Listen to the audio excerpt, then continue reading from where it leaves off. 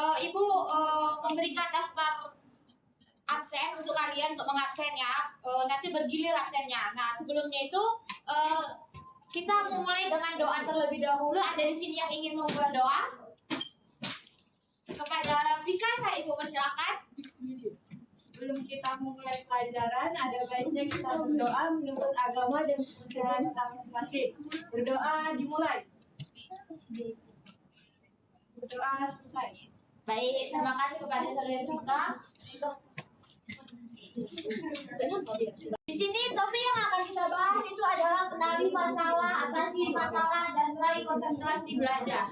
Tujuannya itu kita mempelajari materi ini adalah dimana kita dapat memahami penyebab, apa itu dampak dan kurangnya dari nafsu makan dan pola makan yang tidak teratur, serta bagaimana cara kita mengatasi untuk supaya kita dapat konsentrasi belajar, agar konsentrasi belajar kita meningkat. Nah, selanjutnya kita masuk ke ice breaking terlebih dahulu.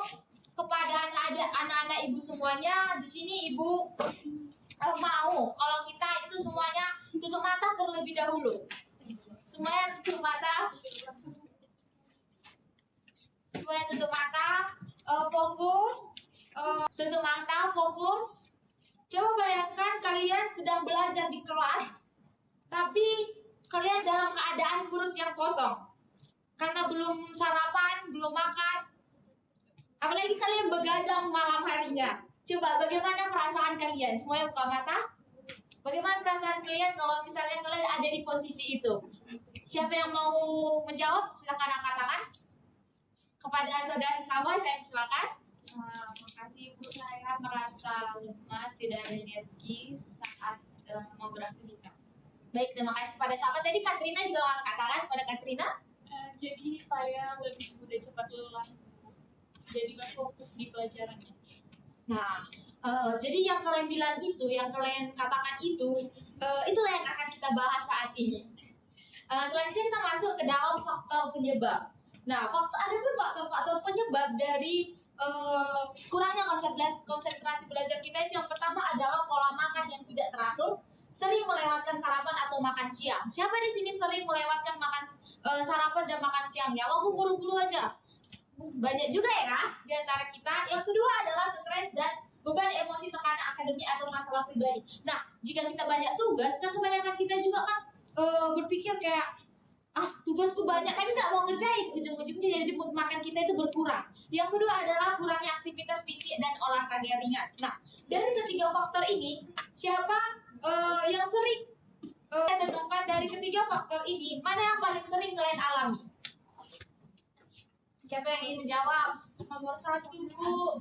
Lain? Nomor 2 Bu. Nomor 3 Bu. Sepertinya belum ada. Nah, siapa di sini yang sering tidak sarapan karena bangun kesiangan? Ayo. Rata-rata ya anak-anak ibu ini. Coba mulai kalian pikirkan. Apa akibat kalau dibiarkan secara terus-menerus jika kalian tidak sarapan pagi? Kepada saudara Najwa atau ibu silakan. Sakit lambung Ibu. Baik, sakit lambung. Yang lain kepada Elijah? Bisa nggak fokus Bu. Kepada nggak fokus, akhirnya konsentrasi belajarnya buyar ya. Nah, selanjutnya kita masuk ke dampak. Adapun dampak kurangnya nafsu makan itu yang pertama kesehatan fisik, badan kita menjadi lemas, mudah sakit, dan kekurangan gizi. Yang kedua adalah kesehatan emosi, mood tidak stabil dan mudah sensitif. Ini nih perempuan seringnya kurang kesehatan emosinya tidak stabil. Yang ketiga itu konsentrasi belajar, sulit fokus dan mudah mengantuk saat ingatannya itu menurun ya. Nah, pernah nggak kalian belajar tapi kepala kalian itu pusing dan nggak bisa fokus karena belum makan? Nah, itu dia tandanya kalau kalian itu tubuh kalian itu sedang protes kalau kalian itu butuh sarapan, butuh makan, butuh asupan bergizi. Nah, strategi untuk meningkatkan nafsu makan itu ada 3. Yang pertama, makan teratur. Buat jadwal, patuhi, makan sedikit tapi sering. Lebih baik daripada menunda makan ke saat nanti aja lah makannya. nggak mood bu, masih banyak tugas tuh, ngerjain tugas lah dulu. Yang kedua itu memilih makanan yang bergizi, fokus pada gizi seimbang, protein, serat, dan karbohidrat. Jangan hanya makan ciki-ciki, makan gorengan di luar, jangan hanya makan micin. Yang ketiga adalah mengurangi stres, kelola stres melalui istirahat cukup dan relaksasi. Nah, yang keempat itu olahraga ringan, lakukan aktivitas fisik secara teratur. Misalnya lari sore atau lompat-lompat pun, kalian baru bangun tidur lompat-lompat gitu aja pun itu sebenarnya udah olahraga. Nah, dari keempat strategi yang sudah ditampilkan, menurut kalian mana yang paling sulit kalian lakukan dari 4 strategi ini? Kepada Ayu, Ibu silakan. 4 Bu. Nomor 4. Kenapa itu Ayu? Karena malas melakukannya. Memang ya, semua kayak gitu, kayaknya masa-masa remaja fokusnya tidur aja. Yang lain? Nomor 1. Nomor 1 kenapa? Karena sibuk. Karena sibuk, iya ya, aku sulit untuk mengelola waktu. Yang lain? Yang ketiga Bu. Kenapa? Karena stres sendiri otaknya. Udah ngalir gitu aja dia merasa stres. Sepertinya kawan kita ini lagi curhat ya, dia juga banyak tugas. Jadi, oke, mulai dari sekarang, Ibu punya strategi atau contoh rencana harian di mana kita bisa memulai prosesnya untuk bisa sarapan tepat waktu, makan tepat waktu. Yang pertama itu buat rencana yang pertama pukul 6 sampai 6.30 sarapan wajib. Kalian harus bangun cepat. Pagi-pagi bangun cepat, upayakan niat untuk makan dan sarapan wajib. Yang kedua itu jam 7 sampai jam 12 saat pelajaran. Nah, di saat jam 7 sampai jam 12 itu jam 10 selingi makan pagi. Atau disebut dengan sarapan sederhana ya, yang kecil, yang kayak makan roti, makan yang lain. Sarapan nasi juga boleh, cuman ya sikit-sikit. Selanjutnya itu jam 12.30 sampai jam 1 itu makan siang. Wajib makan siang. Nah, jam 4 itu lakukan olahraga. Yang ke-6 itu jam 7 sampai jam 10, jam 7 sampai jam 8 itu makan malam. Nah, itu waktu-waktu untuk kita dari jadwal-jadwal contoh rencana aksi harian ini dapat tubuh kita tetap segar dan otak punya cukup energi untuk berpikir. Nah, mulai besok siapa yang mau coba sarapan pagi tanpa terlewat? Saya semua berniat ya, menjaga kesehatan.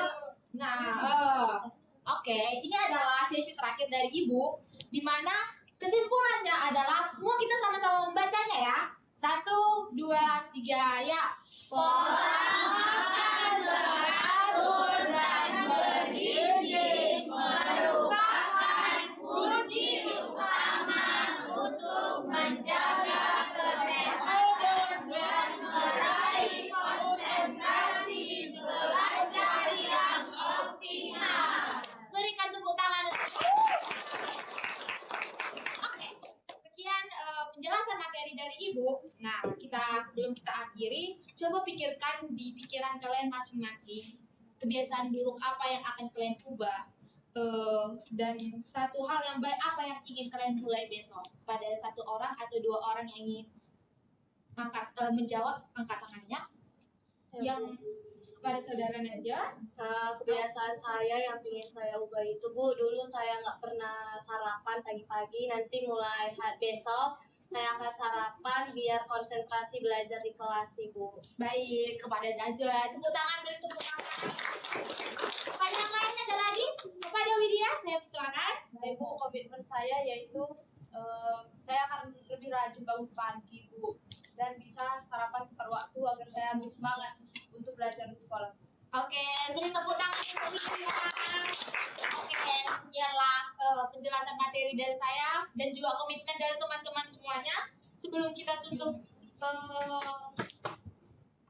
bimbingan kita ini, pada teman-teman ada yang ingin memimpin doa sebelum kita pulang? Kepada Mutiara, Ibu silakan. Baiklah, sebelum kita pulang, karena kita berdoa menurut agama dan kepercayaan masing-masing, berdoa dimulai. Berdoa selesai.